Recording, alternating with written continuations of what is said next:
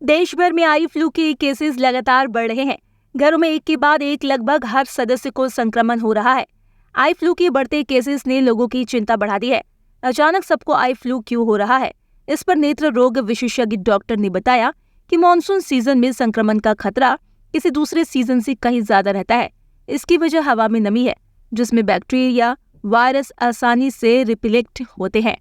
इस साल जुलाई में बीते सालों से ज्यादा पानी बरस गया, इसीलिए जुलाई में ज्यादा मरीज अस्पताल पहुंच रहे हैं, जो अगस्त तक हर साल पहुंचते हैं। हालांकि इस साल वायरस तेजी से फैल रहा है। डॉक्टर ने बताया कि आई फ्लू से बचने के लिए हाइजीन मेंटेन रखें। जब भी बाहर जाए चश्मा लगाए रखें। अपनी तौलिया और कपड़े किसी से शेयर ना करें। जिन लोगों को इन्फेक्शन है उन्हें स्कूल, कॉलेज या ऑफिस से छुट्टी लेने को कहें। वहीं जब संक्रमण हो जाए तो ठंडे पानी से दिन में 2 बार आंखें धोए। आई स्पेशलिस्ट की बताई ड्रॉप्स ही आंखों में डालें। मेडिकल स्टोर वालों की बताई दवाई ना लें, क्योंकि ज्यादातर स्टोर्स स्टेरॉइड्स वाली दवाई दे रहे हैं, जिनसे अगर दिक्कत बढ़ जाए तो गंभीर परिणाम हो सकते हैं। ये वायरल कंजक्टिवाइटिस है तो ये अपने आप ही ठीक होने वाली बीमारी है। वॉश बेसिन, तौलिया या तकिए से पूरे घर को इन्फेक्शन हो जा रहा है। आई फ्लू ठीक होने में 3 से 5 दिन लगते हैं। हालांकि संक्रमण एक के बाद दूसरे आंख में भी हो जाता है, तो ठीक होने में ज्यादा दिन भी लग सकते हैं। नमस्कार, मैं डॉक्टर नेहा त्यागी सिंह, नेत्र चिकित्सक, गांधी आई अस्पताल। इस बारिश के मौसम में कई लोगों को जो है आई फ्लू या आई का इन्फेक्शन, कंजंक्टिवाइटिस जो है बहुत ज़्यादा फैल रहा है। और मेन प्रॉब्लम जो है इस समय जो लोगों को हो रही है वो आँख में एकाएक से जैसे ही सो के उठते हैं या शाम के टाइम में जो है आँख में रेडनेस, लाली और फॉरेन बॉडी सेंसेशन, मतलब कि आँख में ऐसा लगता है कि कुछ रड़क रहा है, कुछ गिर गया है। उसके अलावा आँख में कीचड़ आना, पानी आना। तो इसके 2 मेन कॉज जो आजकल चल रहे हैं वो तो एक वायरल इन्फेक्शन है और दूसरा बैक्टीरियल इन्फेक्शन।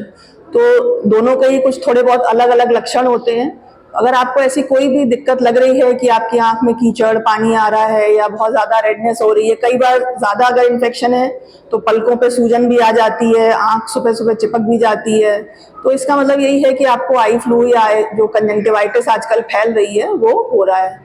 तो ऐसे में सबसे अच्छा तो यही रहेगा कि आप किसी नेत्र रोग विशेषज्ञ को दिखाएं और उसके बाद ही आगे का उपचार जो है करें। उसके अलावा घर में हम लोग ये कर सकते हैं कि अगर किसी बच्चे को हुआ है तो उसको स्कूल ना भेजें, क्योंकि उससे एक से दूसरे बच्चों में फैलने के चांसेस ज़्यादा रहते हैं। और घर में भी जो है आप लोग अपना जो रुमाल है, टॉवल है, वो अलग अलग रखें और बार बार हाथ को धोते रहें, जैसे कि हम लोगों ने कोविड टाइम में प्रोटोकॉल फॉलो किए थे कुछ, उसी तरह के इसमें भी है कि एक से दूसरे को ना हो जाए।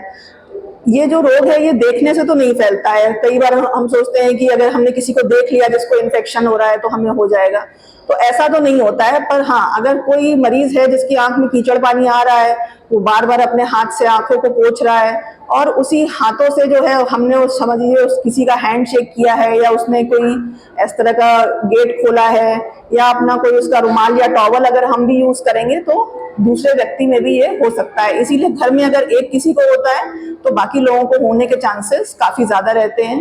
बेहतर तो ऑब्वियसली यही है कि आप किसी आई डॉक्टर के पास जाएं और उससे ही जो है सही से उपचार लें। पर अगर कोई ऐसा है जिसके पास डॉक्टर की अवेलेबिलिटी नहीं है तो प्लेन एंटीबायोटिक जो ड्रॉप आती है जैसे टोब्रामाइसिन बच्चों में या मॉक्सिफ्लॉक्सासिन अडल्ट्स में, ये आप फिर भी यूज कर सकते हैं। पर किसी भी मेडिकल शॉप से कोई डेक्सा या स्टेरॉइड वाली ड्रॉप, आजकल बहुत ज्यादा होता है कि आप जाते हैं फार्मेसी में, वो मोजी डी हो गई, सिप्लॉक्स डी हो गई, डेक्सा की कोई ड्रॉप हो गई, वो दे देते हैं। तो इस तरह की डेक्सा वाली या स्टेरॉइड वाली ड्रॉप बिल्कुल भी ना डालें, क्योंकि इससे जो है इन्फेक्शन फ्लेयर अप होने के चांसेस रहते हैं।